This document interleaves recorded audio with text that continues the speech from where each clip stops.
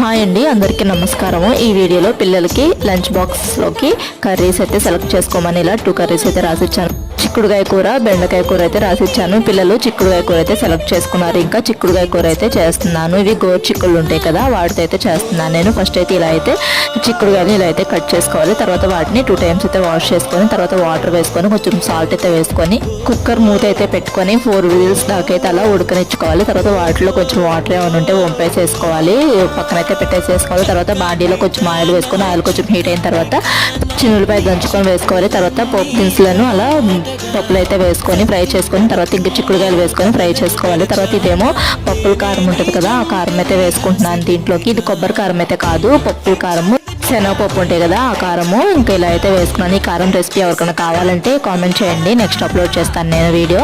తర్వాత ఇంకా ఇదిగోండి ఫైనల్గా ఇలా అయితే రెడీ అయింది లంచ్ అయితే. ఇంక వీడియో అయితే ఇది. Thanks for watching.